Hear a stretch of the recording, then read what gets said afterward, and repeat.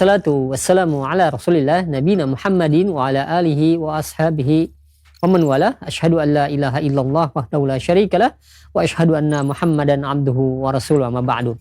Ikhlal Islam ma'azakumullah, para pemirsa dan pendengar Roja dimanapun Anda berada. Beberapa saat lagi kami akan hadirkan ke ruang dengar Anda dan ke layar kaca Anda kajian yang kami pancarluaskan dari Masjid Al-Barkah, Jalan Pahlawan, Kampung Tengah Cilengsi atau Komplek Radio Roja, yang mudah-mudahan kita bisa mengambil faedahnya. Dan kami mengucapkan selamat menyimak, semoga bermanfaat. Roja TV, saluran dakwah Al-Quran dan kajian Islam.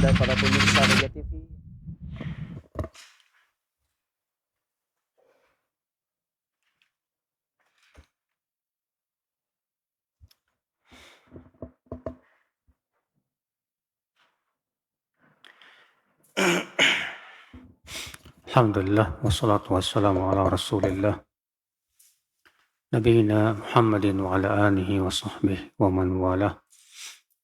Wa asyhadu an la ilaha illallah wahdahu la syarika lah wa asyhadu anna Muhammadan abduhu wa rasuluh, amma ba'd. Saudara seiman, kita melanjutkan kajian kita masih di bab ke-19, yaitu rukun beribadah atau ibadah hati, yang mencakup 3 perkara. Yang pertama yaitu cinta, yang kedua yaitu takut, dan yang ketiga yaitu roja, berharap. Dan kemarin kita telah menyebutkan perkataan Al-Imam Ibnu Qayyim rahimahullah, 10 sebab ya datangnya cinta Allah Subhanahu wa taala. Di antaranya itu membaca Al-Qur'an. Di antaranya yaitu senantiasa melaksanakan ibadah yang sunnah. Di antaranya senantiasa berzikir. Kemudian lebih mengutamakan apa yang Allah cintai daripada apa yang kita cintai. Demikian pula yaitu mempelajari tentang nama dan sifat-sifat Allah. Ya. Kemudian Al-Imam Ibnu Qayyim rahimahullah menyebutkan bahwa inilah 10 perkara atau sebab yang menyebabkan kita dicintai oleh Allah Subhanahu wa taala. Syekh Abdul Razak hafizahullah berkata, "Thumma ma'al mahabbati yajibu 'alal 'abdi an yakuna khaifan min Allah rajiyan lahu, raghiban rahiba." Kemudian ya disertai dengan cinta, seorang hamba wajib menyertainya dengan apa? Rasa takut kepada Allah. Demikian pula rasa berharap kepada Allah Subhanahu wa taala. In nadhara ila dhunubihi wa adlillahi wa shiddati iqabihi khashiya rabbahu wa khafahu. Saat ia melihat kepada dosa-dosanya dan kepada keadilan Allah dan bagaimana kerasnya siksa Allah, saat itu timbul rasa takut kepada Allah Subhanahu wa taala. Ini penting, saudaraku seiman, ya. Mengingat dosa itu, Pak, adalah merupakan sumber kebaikan. Sedangkan mengingat kebaikan itu, Pak, bisa menjadi sumber keburukan. Makanya kebaikan-kebaikan kita lupakan saja. Tentang ketaatan yang pernah kita lakukan, tentang sedekah yang pernah kita berikan, tentang bantuan yang pernah kita salurkan. Semua itu lupakan, gak usah kita ingat-ingat.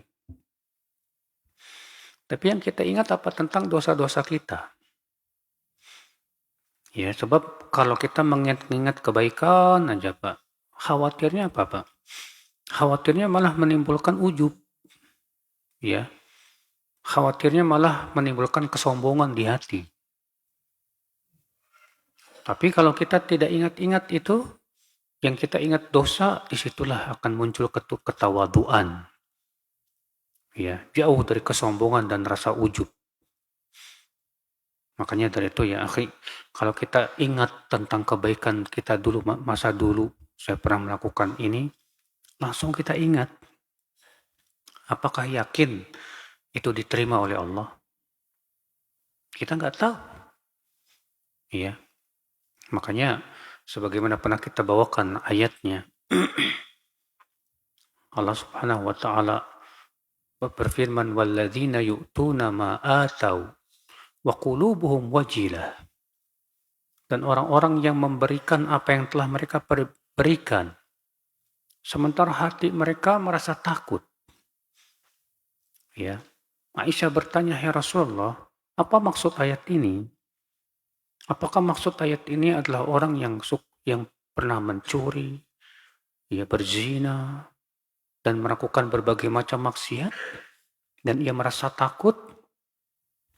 Apa kata Rasulullah? Tidak. Tapi maksud ayat ini yaitu untuk orang yang sholat, zakat, puasa, haji, tapi ia merasa khawatir belum diterima oleh Allah Subhanahu wa taala. Maka ketika kita mengingat tentang amal soleh kita, yang harus dimunculkan di hati kita itu kekhawatiran belum diterima oleh Allah. Bukan kita suudzon kepada Allah, bukan. Tapi khawatir kalau pertama kita belum melaksanakan ibadah tersebut sesuai dengan yang Allah inginkan. Yang kedua, khawatir kalau kita melakukan perbuatan-perbuatan yang bisa membatalkan ibadah itu. Karena setelah selesai kita beramal soleh, ada tugas selanjutnya, Pak. Ya, apa itu? Menjaga jangan sampai pahalanya dibatalkan oleh Allah. Yang membatalkan pahala kita setelah selesai beramal apa? Ujub. Sombong. Saudaraku seiman. Sebagaimana dikatakan oleh Syekh Muhammad bin Shalih Al-Utsaimin rahimahullah, al-ujbu muhbitun lil a'mal. Ujub itu membatalkan amal, saudaraku seiman. Nah ini akhi, jadi kita ingat dosa-dosa kita. Ingat akan kesalahan-kesalahan kita. Untuk tujuannya apa? Menimbulkan taubat kepada Allah. Untuk senantiasa kita memperbaharui taubat lagi. Iya. Makanya kata Fudail bin Iyad, ada seorang hamba yang masuk surga gara-gara dosa. Ada lagi seorang hamba yang masuk neraka gara-gara amal soleh. Lalu beliau ditanya, kok bisa begitu? Kata beliau, ada orang yang berdosa, ya, namun akibat dosa itu ya jadi selalu ketakutan gitu. Selalu merasa takut, was-was dengan dosanya itu. Sehingga ia selalu bertaubat kepada Allah. Ia banyak beramal soleh. Gara-gara itu ia masuk surga. Ada lagi orang yang beramal soleh. Lalu ia ingat-ingat, akhirnya diri sombong, ujub. Gara-gara itu ia masuk neraka. Na'udzubillah min dzalik, saudaraku seiman. Wa in nadhara ila dzunubihi wa adlillah. Dan apabila ia melihat kepada dosa-dosa dirinya dan keadilan Allah. Ya, kenapa beliau menyebutkan di sini keadilan Allah, Pak? Ahlussunnah wal Jamaah meyakini, Pak, bahwa penduduk surga masuk ke surga itu dengan rahmat Allah. Dan penduduk neraka masuk neraka itu dengan keadilan Allah. Allah mengadab suatu kaum, menimpakan musibah dan bencana, semua itu tidak lepas dari keadilan. Ya. Bencana, musibah, semua akibat daripada dosa-dosa kita. Allah berfirman, ma asaba min musibatin fabima kasabat aydikum. Apapun yang menimpa kalian dari musibah, kata Allah, maka itu akibat daripada perbuatan tangan-tangan kalian sendiri. Iya. Artinya Allah Maha Adil. Kalau ternyata Allah memberikan musibah kepada seorang mukmin, itu artinya Allah menginginkan kebaikan buat dia. Iya, Allah ingin gugurkan dosa-dosa dia. Allah ingin angkat derajatnya. Karena tidaklah, kata Ibnu Qayyim, tidaklah Allah mengambil sesuatu dari seorang mukmin kecuali karena Allah ingin memberi dia dengan yang lebih baik. Ikhwat Islam, saudaraku seiman. Kita lanjutkan. Wa syiddati iqabihi. Dan ia ingat akan betapa kerasnya sanksi Allah Subhanahu wa ta'ala. Betapa beratnya hukuman Allah Subhanahu wa ta'ala. Di dunia saja, Pak, kita lihat bagaimana mengerikannya bencana yang Allah timpakan. Pak. Tsunami, gempa bumi, banjir bandang, longsor. Ya. Itu kecil dibandingkan dengan adab akhirat, Pak. Adab akhirat jauh lebih berat dari itu. Makanya kalau ada orang beriman, ya, yang dipercepat adabnya di dunia, itu kebaikan buat dia. Kenapa? Karena di akhirat dia nggak bakal diadab lagi. Sebagai disebutkan dalam hadis, Inna ummati ummatun marhumah, laisa laha adabun fil akhirah, wa inna ma'adabuha fid dunya bil qatli wal zalazili wal fitan. Sesungguhnya umatku ini, kata Rasulullah, umat yang disayangi oleh Allah. Mereka tidak akan diadab di akhirat. Adab mereka hanya di dunia. Dengan dibunuh, dengan gempa bumi, dan berbagai macam ujian. Makanya Pak, ya, kalau ada orang yang beriman terkena bencana, meninggal, itu kebaikan buat dia. Artinya di akhirat Allah akan bebaskan ia dari azab api neraka. Sudah mencukupi azabnya di mana? Di dunia. Ya. Yang kita lihat dengar sekarang kaum muslimin di Aceh sana, di Sumatera sana, ada yang meninggal, terkena longsor dan yang lainnya. Wallah, itu kebaikan buat mereka. Iya. Hakikatnya itu adalah apa? Menggugurkan dosa-dosa mereka. Dan sudah mencukupkan untuk mereka dari adab akhirat nanti. Ya. Makanya yang kita khawatirkan ya kita-kita ini yang aman-aman ini ya Pak. Yang masih dikasih keamanan ini itu kadang suka lupa. Ya. Kayak akal Islam terus seiman, kewajiban kita selalu merasa takut dan mengambil pelajaran. Jangan pernah merasa aman dari apa? Azab Allah Subhanahu wa ta'ala. Apabila Allah berfirman, afa amina ahlul qura an ya'tiyahum ba'suna bayatan wa hum naimun? Apakah penduduk desa itu merasa aman untuk ditimpa azab Allah di saat mereka sedang lelap tidur di waktu malam? Awa amina ahlul qura an ya'tiyahum ba'suna duhan wa hum yal'abun? Apakah penduduk desa itu merasa aman untuk ditimpa azab kami di waktu duha saat mereka sedang bermain? Afa aminu makrallah? Ataukah mereka merasa aman dari makar Allah? Fala ya'manu makrallahi illal qaumul khasirun. Dan tidak ada yang merasa aman dari makar Allah kecuali orang-orang yang merugi.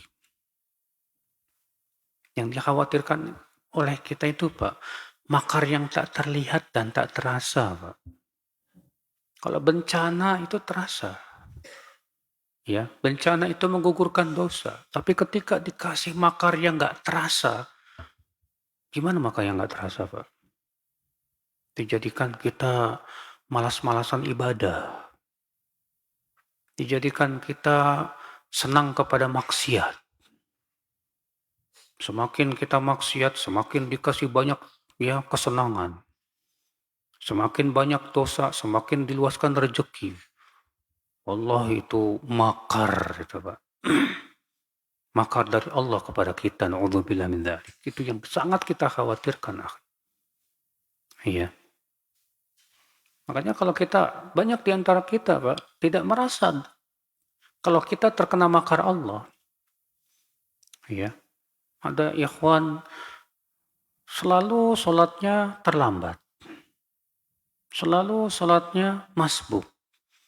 Tapi dia merasa imannya biasa-biasa saja. Ini wallahi ya akhi, seharusnya dikhawatir. Jangan-jangan ini terkena makar ini dari Allah Subhanahu wa taala. Seakan tidak ada semangat, tidak ada kesungguhan untuk menjalankan perintah-perintah Allah Subhanahu wa taala ya akhwal Islam. Iya. Nah, kalau kita misalnya gara-gara dosa-dosa kita langsung diberikan sanksi di dunia, alhamdulillah. Tapi ketika kita tidak diberikan sanksi apa-apa di dunia, mati dalam keadaan membawa dosa, wallah itu musibah. Rasulullah SAW sabda dalam riwayat Tabrani, ya kata Rasulullah SAW, "Idza arada Allahu bi'abdin khaira, ajjala lahu al-uqubata fid dunya." Apabila Allah menginginkan kebaikan kepada seorang hamba, Allah percepat sanksinya di dunia. Wa idza arada Allahu bi'abdin syarra, tapi kalau Allah menginginkan keburukan kepada seorang hamba, amsaka bidzambih. Allah tahan hukuman buat dia di dunia. Hatta yuwafiyahu yaumal qiyamah. Sampai Allah berikan semua azabnya di akhirat nanti. Iya. Makanya ketika kita melakukan dosa kok kita merasa tenang-tenang aja, nggak dikasih apa-apa. Ya akhi, ya, yang kita takutkan itu seperti yang Allah sebutkan dalam surat Al-Mujadilah. Ya. Ketika orang-orang munafik itu berkata, "Kenapa Allah tidak mengadab kami?" Ya, disebabkan ucapan-ucapan kami. Apa kata Allah? Hasbuhum jahannam. Cukup bagi mereka neraka jahannam. Itu yang kita khawatirkan, saudaraku seiman. Wa in nadhara ila fadlihi al-'am wal khas wa 'afwihi syamil raja wa tami'. Ketika ia melihat akan karunia Allah yang umum dan khusus, dan melihat akan ampunan dan maafnya Allah yang mencakup ya seluruh makhluknya, di situ muncul Pak rasa berharap kepada Allah Subhanahu wa taala. Iya. Karena karunia Allah luas. Rahmat Allah luas. Maafnya Allah luas. Tapi juga jangan tertipu dengan maafnya Allah. Ada sebagian orang ada yang tertipu Pak. Allah kan maha pemaaf. Ya. Harusnya kan kalau kita yakin Allah maha pemaaf itu harusnya menimbulkan apa Pak? Menimbulkan taubat. Menimbulkan minta maaf kepada Allah. Lah ini enggak. Ketika dia yakin Allah maha pemaaf, Allah maha pengampun, bukannya taubat, malah tambah kenceng dosanya. Kalau dia berkata, gampang nanti saya taubat kok. Allah maha pemaaf kok. Kan Allah mengatakan ya dalam surat Az-Zumar itu, "Qul li'ibadiyalladzina asrafu ala anfusihim la taqnatu min rahmatillah, innallaha yaghfiru dzunuba jami'a." Katakan kepada hamba-hambaku yang melampaui batas itu, jangan merasa putus asa di rahmat Allah. Sesungguhnya Allah Allah mengampuni seluruh dosa. Gampang lah, saya taubat, Allah pasti terima taubat saya, selesai.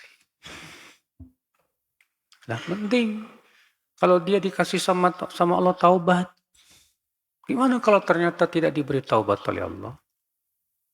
Akhirnya dia terus saja asyik dengan maksiatnya, Pak. Sampai mati ya datang dia.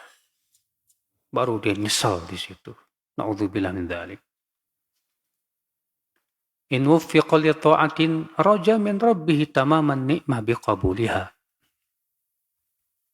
Jika ia diberikan taufik kepada ketaatan, ia berharap kepada Allah supaya nikmat ini ya disempurnakan oleh Allah dan diterima.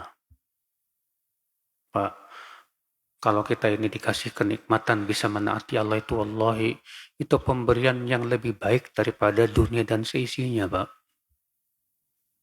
Kita bisa sujud saja kepada Allah, sholat. Wallahi akhi, itu nikmat ya akhi. Kita bisa sholat, diberikan oleh Allah semangat untuk sholat berjamaah ke masjid. Wallahi itu pemberian yang lebih besar, Pak, daripada pemberian emas dan perak, Pak. Kita bisa berzikir kepada Allah, lisan kita berzikir di waktu pagi dan petang saja, Masya Allah. Alhamdulillah. Banyak di antara kita tidak menganggap itu nikmat, Pak. Banyak di antara kita menganggap nikmat itu cuma dikasih fulus. Nikmat itu kalau dikasih mobil. Nikmat itu kalau dipunya rumah, ya punya kendaraan. Adapun kalau kita bisa sholat, bisa zikir, dianggap itu biasa-biasa saja. Padahal di akhir, ketika kita diberikan kekuatan oleh Allah bisa sholat, bisa khusyuk, bisa zikir, bisa baca Quran, itu lebih baik, Pak. Lebih baik, wallah. Saudaraku seiman, rahimani wa rahimakum jami'an. Maka ketika kita diberikan taufik oleh Allah, Pak, untuk sholat tahajud, bersyukur, alhamdulillah, ya Allah. Ya sempurnakan nikmat ini, ya Allah. Takut kita, jangan sampai dicabut lagi sama Allah, Pak. Ada orang sudah dikasih sama Allah kenikmatan sholat tahajud. Setelah itu besok-besok nggak tahajud lagi. Kenapa? Dia tidak mensyukuri nikmat itu. Dia tidak menganggap itu sebagai sesuatu yang besar. Makanya diambil lagi, besok-besoknya dia nggak mau lagi tahajud. Ya akhal Islam, saudaraku seiman. Wa khafa min raddiha bitaksiri fi haqqiha. Dan ia takut, ya, ketaatan itu ditolak oleh Allah akibat menyia-nyiakan haknya. Artinya takut, Pak, sholat kita nggak diterima akibat kita tidak sungguh-sungguh, Pak. Ada sebagian orang itu sholat itu, Pak, hanya sebatas melepaskan beban aja udah. Yang penting saya sholat dah, selesai dah. Kalau seperti ini, akal Islam yang dikhawatirkan tuh sholatnya nggak diterima sama Allah, Pak. Orang yang takut sholatnya nggak diterima, dia akan sungguh-sungguh. Dia akan berusaha bagaimana dia khusyuk. Dia akan semangat, ya, ketika ia mendengar azan, segera ia pergi. Ya akal Islam, itu tanda orang yang takut amal sholatnya tidak diterima. Tapi ketika kita asal-asalan beramal soleh, yang penting saya sholat, yang penting saya puasa, yang penting saya sedekah, udah gitu merasa saya sudah banyak ya ketaatan. Ya akhi, khawatirnya yang kayak gini ini nggak diterima nih, Pak, amalnya sama Allah Subhanahu Wa Taala, Pak. Iya. Saudaraku seiman, rahimani wa rahimakum jami'an. Wa in ibtuliya bi ma'siyatin raja min rabbih qabula taubatihi wa mahwiha. Apabila ia jatuh kepada maksiat, maka segera ia taubat dan berharap mudah-mudahan taubatnya diterima oleh Allah. Dia berharap mudah-mudahan dosanya dihapus oleh Allah. Memang begitu, Pak, orang yang beriman tuh, Pak. Orang beriman tuh ya manusia. Yang namanya manusia nggak lepas dari dosa. Tapi hebatnya orang yang beriman, setiap jatuh kepada dosa, segera taubat. Kalau berfirman, وَالَّذِينَ إِذَا فَعَلُوا فَاحِشَةً أَوْ ظَلَمُوا أَنفُسَهُمْ ذَكَرُوا اللَّهَ فَاسْتَغْفَرُوا لِذُنُوبِهِمْ. Dan orang-orang yang apabila mereka melakukan perbuatan fahisyah, yaitu dosa, mereka segera ingat kepada Allah, lalu minta ampun kepada Allah Subhanahu Wa Taala. Ya. Ini akhi, kehebatannya orang yang beriman tuh setiap jatuh kepada dosa, taubat langsung, minta ampun kepada Allah dan berazam tidak ingin kembali lagi kepada dosa tersebut. Iya. Kata beliau, wa khasyiya bisababi dha'fi at-taubah wal iltifat lidhanbi an yu'aqab 'alaiha. Dan dia pun takut disebabkan lemahnya taubat dia dan hatinya masih melihat kepada dosa tersebut, jadi gara-gara itu Allah memberikan hukuman kepada dia, Pak. Lemahnya taubat tuh maksudnya gimana, Pak? Artinya hati kita nggak ada penyesalan gitu, Pak. Nggak nyesel atas dosa kita. Bahkan terkadang masih ngarep-ngarep. Nanti kalau ada kesempatan pengen lagi. Orang seperti ini hakikatnya belum bertaubat pada Allah Subhanahu wa taala, saudaraku seiman. Iya. Wa indan ni'am wal masar yarjullaha dawamaha wa ziyadata minha wa taufiqa li syukriha. Ketika diberi oleh Allah nikmat, diberi oleh Allah kegembiraan, dia berharap mudah-mudahan nikmat ini dawam, nggak dicabut lagi sama Allah. Bahkan berharap mudah-mudahan nikmat ini ditambah sama Allah dan diberikan taufik supaya bisa mensyukuri nikmat, Pak. Iya, makanya Rasulullah SAW berdoa apa, Pak? Allahumma inni a'udzubika min zawali ni'matik wa tahawuli afiatik wa fujaati niqmatik wa jami'i sakhatik. Hafalkan doa ini. Ya Allah, aku berlindung kepadamu dari hilangnya nikmatmu kepadaku dan berubahnya afiat, ya, dan adabmu yang datang sekonyong-konyong tiba-tiba. Dan aku berlindung kepadamu dari seluruh kemurkaanmu, ya Allah. Mau nggak, Pak? Ketika kita sekarang ini kan dikasih kenikmatan aman sama Allah. Gimana kalau ternyata rasa aman ini dicabut oleh Allah, Pak? Seperti yang terjadi di Sudan. Terjadi pemberontakan, perang. Akhirnya apa yang terjadi, Pak? Tidak ada keamanan, ketakutan, kelaparan. Mudah bagi Allah itu untuk menimpakan itu kepada kita, Pak. Makanya kita mohon kepada Allah, nikmat ini mudah-mudahan jangan dicabut sama Allah Subhanahu wa taala. Mau nggak kita dicabut kesehatan kita oleh Allah, Pak? Mau nggak dicabut penglihatan kita oleh Allah, pendengaran kita oleh Allah? Mudah bagi Allah, Pak. Makanya ketika kita dikasih nikmat-nikmat yang banyak ini, wallahi ya akhi, yang kita pikirkan adalah bagaimana mensyukuri nikmat. Iya. Minta tolong kepada Allah, Allahumma a'inni ala dzikrika wa syukrika wa husni ibadatik. Ya Allah, bantu aku ya Allah untuk senantiasa mengingatmu, mensyukuri nikmatmu, dan memperbaiki ibadahku kepadamu ya Allah. Kita lanjutkan kata beliau, wa yakhsha bi ikhlalihi bisyukri min salbiha. Dia khawatir kalau tidak mensyukuri nikmat itu Allah cabut kenikmatan itu. Ya. Antum kalau baca Al-Qur'an, Allah menceritakan tentang kisah negeri Saba. Antum tahu negeri Saba di mana? Di Yaman. Ya. Itu negeri Saba itu diberikan oleh Allah kenikmatan yang luar biasa. Berbagai macam buah-buahan, berbagai macam kenikmatan. Mereka diberi sama Allah. Apa yang terjadi? Fakafarat bi an'umillah. Ternyata mereka kafir kepada nikmat-nikmat Allah. Fa'adzaqaha Allahu libasal ju'. Maka Allah pun timpakan kepada mereka kelaparan.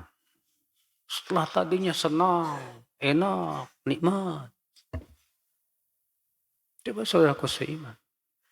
Negeri kita ini diberi oleh Allah banyak sekali kekayaan, Pak. Berbagai macam kenikmatan. Kita rasakan, alhamdulillah. Syukuri. Syukuri dari diri kita sendiri. Jangan, ya, memang betul, ya, terkadang kita kesal dengan penguasa-penguasa yang serakah dan yang lainnya rakus. Dan seringkali kita menyalahkan mereka. Tapi kita tidak pernah menyalahkan diri kita. Bahwa kita pun juga banyak dosa, saudaraku seiman. Karena Allah berikan kepada kita penguasa yang zalim, juga akibat kita juga yang zalim. Akibat rakyat yang zalim, Allah berikan kepada mereka pejabat dan penguasa yang zalim juga. Sama. Karena Allah memberikan kekuasaan itu sesuai dengan jenis perbuatan siapa? Penduduknya. Nah, penduduknya orang-orang yang zalim ya dikasih sama Allah yang sama. Saudaraku seiman rahimani wa rahimakumullah jami'an. Wa indal makarih wal masaib yarjullah daf'aha wa yantadhir al-faraj bihalliha. Ketika ditimpa musibah, maka dia pun sabar. Mengharapkan pahala dari Allah supaya Allah segera mengangkat musibah tersebut. Dan ia pun menunggu pertolongan Allah Subhanahu wa taala. Kalau kita ditimpa musibah apa Pak? Sakit misalnya. Ya, kewajiban kita apa dong Pak? Ya sabar. Ditimpa musibah, bencana misalnya, sabar. Karena memang kita hidup di mana Pak? Di dunia. Dunia itu harus kita yakini betul Pak. Dunia itu adalah negeri ujian. Jangan jadikan dunia itu sebagai surga dan kesenangan. Surganya orang beriman itu bukan di dunia, Pak. Surganya orang beriman itu nanti. Kapan? Setelah mati. Setelah mati. Banyak di antara kita pengennya bersenang-senang di dunia. Lah ya akhi, gak mungkin kita bersenang-senang di dunia. Kesenangan dunia hakikatnya itu adalah kelelahan. Silakan antum pikirkan baik, kita pikirkan baik-baik, Pak. Setiap orang yang senang di dunia pasti dia lelah. Lelah untuk mencari kesenangannya. Setelah dikasih kesenangan, lelah hatinya dia. Lelah dia takut dicabut kesenangannya. Lelah dengan kesenangan itu sendiri. Iya. Makanya ya akhal Islam kata Ibnu Qayyim rahimahullah, tidak ada di dunia ini kesenangan yang tidak melelahkan, tidak ada. Makanya Rasulullah SAW berdoa apa? Wa as'aluka bardal aishi ba'dal maut. Ya Allah, aku memohon kepada Engkau dinginnya hidup itu nanti setelah kematian, ya Allah. Kenapa Rasulullah meminta dinginnya kehidupan itu setelah kematian? Karena Pak, kenikmatan yang hakiki itu nanti setelah kematian. Ketika kita berhasil meninggal di atas husnul khatimah, di atas keimanan, di atas ketakwaan, maka orang yang beriman diberikan kenikmatan di kuburnya. Sebelum nanti dia masuk ke dalam surga Allah Subhanahu wa taala. Saudara seiman rahimani wa rahimakumullah jami'an.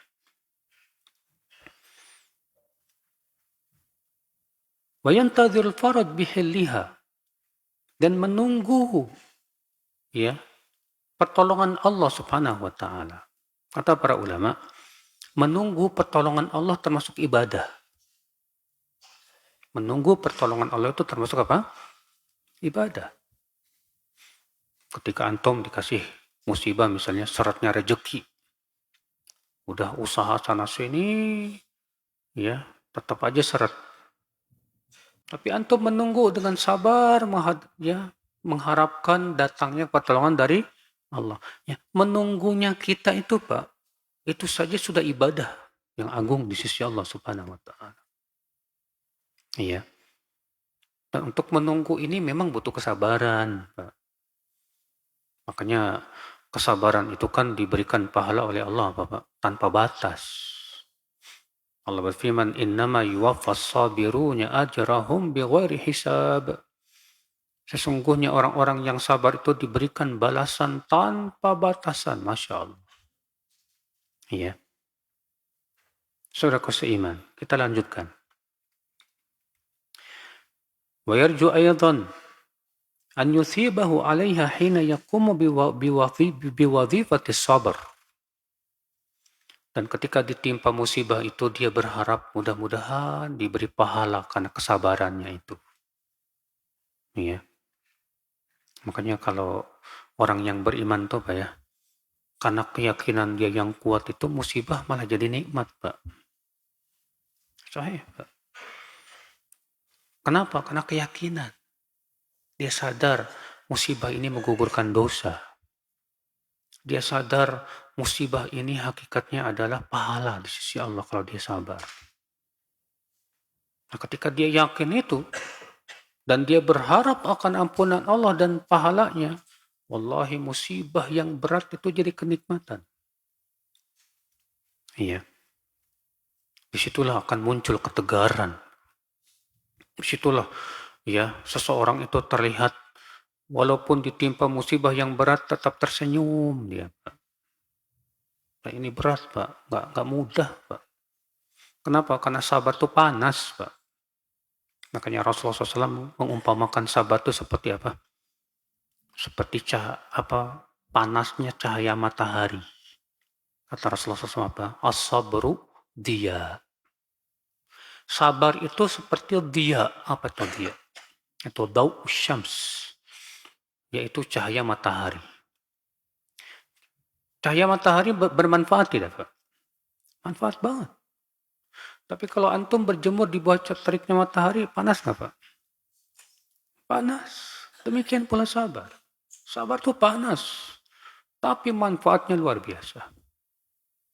Hasil dari kesabaran itu lebih manis dari madu, kata para ulama. Iya.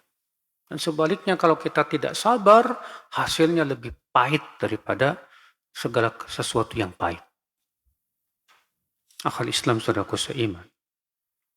Wa yakhsha min ijtima'il musibatain fawatul ajri al mahbub wa husulil amri al makruh idza lam yuwaffaq lil qiyam bis sabril wajib. Dan seorang mukmin takut kalau ia dikumpulkan padanya dua musibah. Ya, terkumpul pada diri kita dua musibah. Sudah dikasih musibah dunia, sudah gitu enggak dikasih musibah enggak sabaran. Dikasih sakit, musibah enggak Pak? Musibah. Udah gitu enggak sabar. Karena enggak sabar apa yang terjadi? Ngambek sama Allah. Marah-marah sama Allah. Akhirnya musibah bukannya pahala apa buat dia. Musibah malah membuat dia masuk neraka. Semakin dia jauh dari Allah Subhanahu wa Ta'ala. Ada orang kayak gitu nggak Pak? Ada. Ketika dikasih sama Allah musibah, dia nyalahin Allah. Kok Allah nggak adil sih sama saya? Iya. Teman saya dikasih kenikmatan, saya nggak dikasih kenikmatan. Allah nggak adil sama saya. Ya akhi, antum terkumpul pada diri antum dua musibah.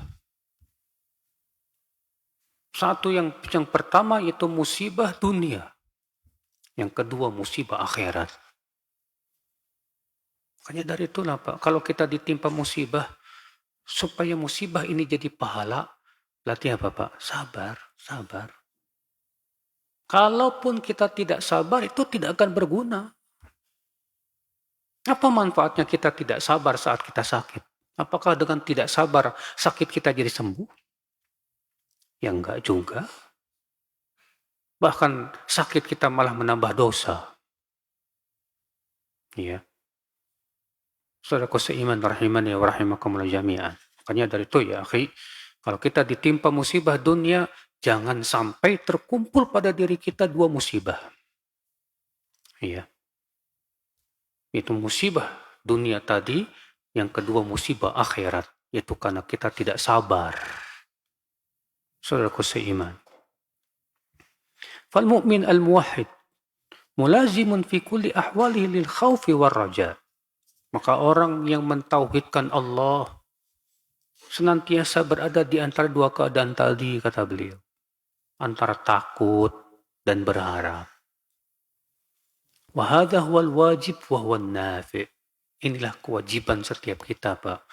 Dan itu yang bermanfaat buat kita. Takut amalnya nggak diterima. Berharap agar Allah terima amalnya. Takut akan adab Allah dan berharap akan ampunan dari Allah. Iya.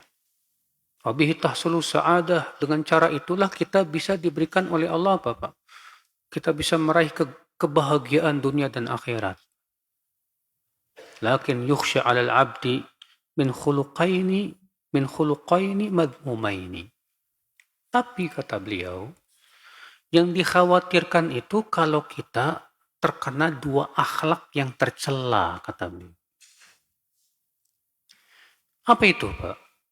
Kata beliau, imma an yastawli alaihi al-khawf hatta yaqnuta min rahmatillah. Yang pertama, akhlak yang tercela itu apa? Yaitu dikuasai rasa takut. Gara-gara dikuasai rasa takut ini, malah menyebabkan dia berputus asa di rahmat Allah Subhanahu wa ta'ala. Au yatajara bihi ar-raja hatta ya'man min makrillahi wa uqubatih. Yang kedua, dari akhlak yang buruk apa, Pak? Yaitu terlalu besar harapan. Sehingga akhirnya dia merasa aman dari makar Allah Subhanahu wa ta'ala. Ya, saking besarnya harapan dia. Makanya, ya akhi, kenapa Al-Quran itu selalu mengumpulkan antara bisyarah dan nadarah. Bisyarah itu apa? Ya, pemberian kabar gembira. Kabar gembira dengan apa? Ya? Pak, kabar gembira dengan apa? Dengan surga. Dan nadarah itu apa? Memberi peringatan dengan apa? Dengan neraka. Selalu itu dalam Al-Quran tuh, Pak. Makanya kan para rasul disifati begitu. Rasulam mubasyirina wa mundhirin. Para rasul itu memberikan kabar gembira dan memberikan peringatan. Iya. Dua ini harus diseimbangkan. Memberikan kabar gembira, tapi juga harus memberikan peringatan. Ada suatu kelompok, kalau dakwah isinya fadilah amal aja, Pak. Fadilah amal, siapa yang beramal ini, maka pahalanya segini. Siapa yang beramal ini, maka pahalanya segini. Tapi nggak pernah memberikan ancaman dengan api neraka. Orang seperti ini biasanya, Pak, akan menimbulkan apa? Terlalu besar pengharapannya, akhirnya terkena penyakit apa? Ujub. Ya. Ada lagi kelompok kebalikan. Berdakwah isinya ngancam aja dengan neraka. Akhirnya apa, Pak? Menimbulkan orang-orang yang kunut min rahmatillah. Berputus asa dari rahmat Allah Subhanahu wa ta'ala. Akhirnya mudah memvonis orang. Arogan. Iya. Dakwah yang benar itu mengumpulkan antara dua perkara ini, Pak. Yaitu memberikan kabar gembira dan memberikan apa? Peringatan dengan api neraka. Kalau ini seimbang, Masya Allah, kekuatannya dahsyat, saudaraku seimbang. Makanya tata cara mendidik anak pun seperti itu. Anak itu jangan dibiasakan hanya diberikan kabar gembira aja, Pak. Ya. Jangan pula dibiasakan ditakut-takuti terus jadi penakut. Jangan. Tapi harus diseimbangkan antara dua tadi, Pak. Memberikan kabar gembira dengan memberikan apa? Peringatan. Supaya muncul dua tadi. Itu rasa takut dan rasa berharap. Di situ seimbang. Saudaraku seiman. Ya, kata beliau, wa mata balaghatil hal bil abdi ila hadza faqad dayya'a wajib al khauf war raja. Ketika seorang hamba lebih berat dari salah satunya tadi, lebih berat rasa takutnya atau lebih berat rasa berharapnya, maka biasanya dia akan menyia-nyiakan kewajiban ibadah takut dan berharap itu. Iya. Aladainahuma min akbari usuluddin wa min a'dhami wajibatihi. Di mana dua perkara ini merupakan pokok agama yang paling besar dan kewajiban yang paling agung, yaitu takut dan berharap. Ya. Saudara seiman rahimani wa rahimakumullah jami'an. Lalu beliau berkata, Innal khawfal mahmud as-sadiq huwa ma hala baina sahibihi wa baina maharimillah. Sesungguhnya rasa takut yang terpuji dan jujur itu adalah yang menghalangi pelakunya dari keharaman-keharaman Allah. Nah ini baru takutnya jujur nih, benar nih. Ya, kalau dia memang takutnya benar, tandanya dia akan menjauhi apa? Keharaman. Benar itu. Tapi kalau takutnya nggak benar, cuma di mulut doang. Ada sebagian orang takutnya cuma di mulut, Pak. Ketika ditanya, kamu takut sama Allah? Takut. Tapi maksiat jalan terus. Ya. Ketika sendirian, yang dilihat aurat-aurat. Kita katakan Anda belum takut kepada Allah Subhanahu wa Ta'ala. Anda tidak jujur dalam takut kepada Allah Subhanahu wa Ta'ala. Iya. Jadi takut yang benar kayak gimana? Takut yang jujur dari hati itu yang seperti apa? Itu yang membuat kita menjauhi keharaman. Walaupun kita sendirian, nggak ada yang lihat. Ya. فَإِذَا تَجَاوَزَ ذَلِكَ خِيفَ مِنْهُ أَنْ يَقْعَ صَاحِبُهُ فِي الْيَأْسِ مِنْ رَوْحِ اللَّهِ وَالْقُنُوطِ مِنْ رَحْمَةِ اللَّهِ. Tapi ketika rasa takut itu berlebihan, yang dikhawatirkan itu akhirnya dia malah kunut min rahmatillah. Yaitu berputus asa dari rahmat Allah Subhanahu wa Ta'ala. Ya, orang yang berputus asa dari rahmat Allah, tandanya gimana, Pak? Ya, orang yang berputus asa dari rahmat Allah itu tandanya, Pak, pertama, dia jadi arogan. Ya, mudah memvonis orang kafir. Ya, dan sebagainya. Kenapa? Karena saking takutnya dia kepada Allah Subhanahu wa Ta'ala, terlalu berat rasa takutnya. Saudaraku seiman rahimani wa rahimakum jami'an. Bahkan sebagian orang, Pak, ada yang takut kepada Allah malah menimbulkan stres. Ada. Saking takutnya kepada Allah stres. Kita katakan ini salah. Berarti cara takutnya dia kepada Allah salah. Yang benar bagaimana dong? Ya tadi, rasa takut itu menimbulkan taubat. Menjadikan kita meninggalkan maksiat, saudaraku seiman. Warraja al-mahmud as-sadiq warraja alladhi yakunu ma'a amarin bita'atillah ala nuri minallah. Dan berharap yang terpuji, yang jujur itu berharap yang disertai dengan mengamalkan ketaatan kepada Allah Subhanahu wa Ta'ala. Ya, sesuai dengan petunjuk dari Allah.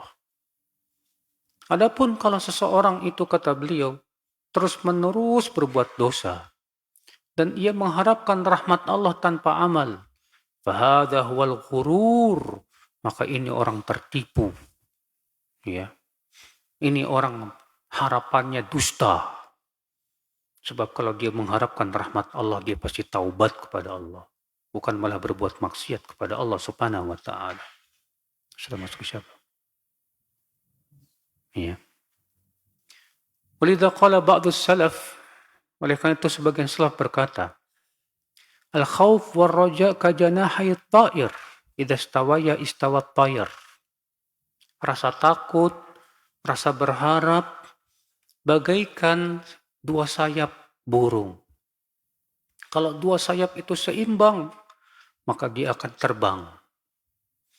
Wa idza naqasa ahaduhuma waqa'a fihi naqs. Tapi kalau salah satunya berat sebelah, maka terbangnya pun juga akan susah. Iya. Nah, demikian pula kita dalam beriman kepada Allah Subhanahu wa Ta'ala, penting sekali tadi, Pak. 3 perkara ini. Yang pertama apa? Cinta. Yang kedua apa? Takut. Yang ketiga apa? Berharap. 3 ini harus selalu ada dalam ibadah kita. Kapan saja hilang salah satunya, pincanglah ibadah kita. Ya. Nah ini saudaraku seiman, rahimani wa rahimakumullah jami'an, ya, rukun daripada ibadah yang harus betul-betul kita perhatikan, betul-betul kita awasi ada tidak di hati kita. Rasa cinta kepada Allah, rasa berharap, dan rasa takut. Ya, semoga kita termasuk orang-orang yang bisa mengumpulkan 3 ibadah ini pada setiap ibadah kita, Pak. Kita berharap mudah-mudahan kita termasuk orang-orang yang bisa mencintai Allah, yang senantiasa takut kepada Allah, demikian pula senantiasa berharap akan rahmat Allah Subhanahu wa Ta'ala, tentunya dengan penuh kejujuran, ya, dari hati kita, bukan sebuah kedustaan. Baik, saya kira cukup demikian. Wabillahi taufik.